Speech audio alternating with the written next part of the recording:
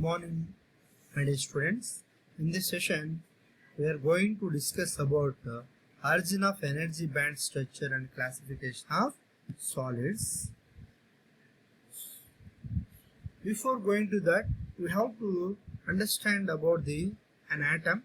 So, atom consists of nucleus surrounded by the electronic energy levels. If you take an atom separately, all these electronic energy levels are discrete energy levels and sharp energy levels, and these energy levels are bounded tightly. That means if you take the atoms separated by a large distance, like in gases, if you see here where R indicates interatomic distance between the one atom and another atom, if you observe the outermost energy level of an atom, because all inner energy levels are tightly bounded except the outermost energy level. So whenever this interatomic distance is very large, all the atoms have the same energy, and this energy is very sharp and discrete. Okay, so there is no variation in the outermost energy level due to the another atom. Whenever two atoms are come closer, we can observe there is an interaction between the outermost energy levels of atoms with another atom. So whenever R is decreasing, the interaction will come in picture, and we can see splitting of the outermost energy level into two energy levels in case of two atoms, because to satisfy the Pauli's exclusion principle. So keep it in mind this. If three atoms are come closer, what will happen? Outermost energy will be split into three energy levels. Suppose n atoms are come closer, we can observe n energy levels. Okay, instead of one energy level gives two n states of electrons. Okay. So keep it in mind that as interatomic distance decreasing, we can observe that splitting of the energy, outermost energy level of an electron, into two energy levels in case of two atoms. Suppose if you take the interaction of four atoms, then we can observe one energy level is splitting into four energies. Suppose if you take in case of n atoms, this is splitting into n energy levels, but the spacing between the energy levels is very small. It is in the order of 10 power minus 22 electron volts. That is a very low value, and it is very difficult to discriminate between two energies, so that it looks like a band of energy levels. Suppose if you take an atom having outermost orbits s and p, whenever atoms are coming closer, we can observe that both p orbital energy level and s orbital energy level are splitting into n energy levels, gives a band of energy for p orbital as well as s orbital. But at an equilibrium distance, we can observe stable energy bands. These we can define as valence band and conduction band. The important parameter here are energy band, equilibrium distance, valence band, conduction band, energy gap, and Fermi level. So These are practical energy bands. But for easy understanding, we can draw these energy bands are like a rectangular energy bands. If you see here, energy band indicates nearly continuous band of electronic energy levels in a solid. It is nothing but like a continuum.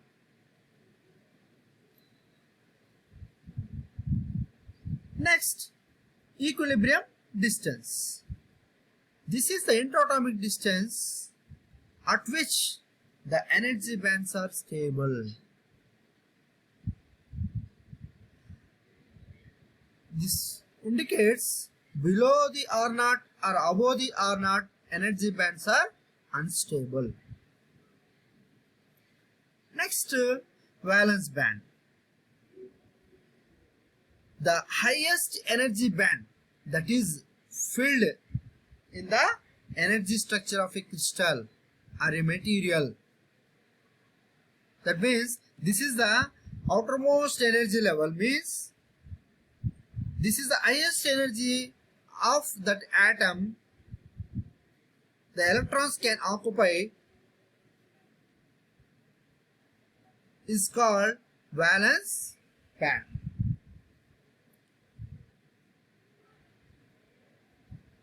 If you see the conduction band, this is the energy band just above the valence band. We can find the so many number of conduction bands because above the valence band we can find the more higher energy states also. So we can find the so many number of conduction band just above this valence band. We will usually take it as a conduction band in a material.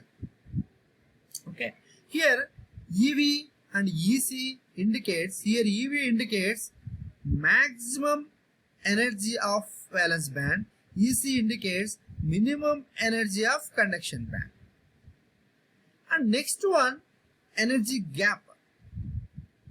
The gap between the two energy bands we will indicate it as a energy gap or forbidden gap, because in this gap we will not find any electron. So it is called forbidden energy gap. And next important one is Fermi level. The highest energy level of the electron occupied at low temperature is indicated as the Fermi energy level. In another way, we can say the maximum probable of finding an electron is defined as Fermi energy level.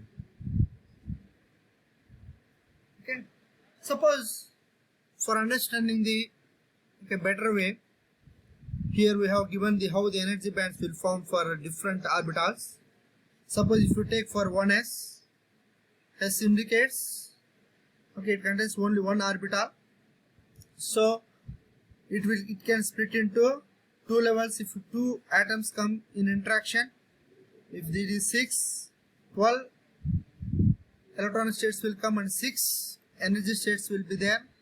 And if you see for n atoms, 2n energy levels will be there. Similarly for 2s also 2n energy levels will be there, whereas for 2p 6n energy levels will be there, because 2p orbital consists 6 electrons and it has the 6n number of available electronic states.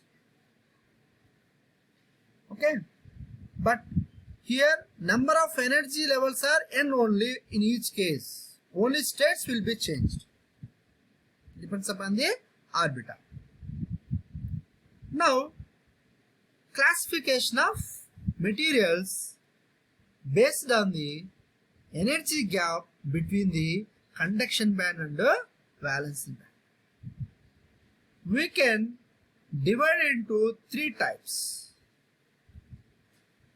which are insulators, semiconductors and conductors. If you see, if energy gap is very high,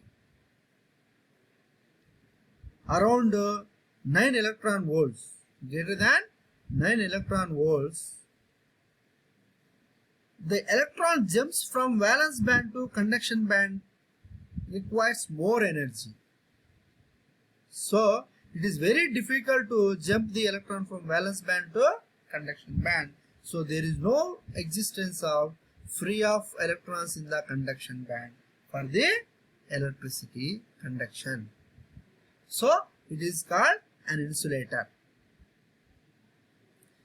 Suppose if you take the conductor, here there is no gap between the conduction band and the valence band. Sometimes we can also see the overlapping of the conduction band and the valence band. So we can find the huge number of free electrons, because even for small amount of energy, very small amount of energy, electrons can jump from valence band to the conduction band. So we can find huge number of free electrons at very low energies also. So that electricity will be passed very easily in this type of materials. So these are also called conductors and also called metal. But in case of semiconductor, this gap is around 0.1 electron volt to 3 electron volts. There is, of course, it is not very large, it is not very small. It is between the insulators and the conductors. So it requires a moderate amount of energy for jumping the electrons from a valence band to the conduction band.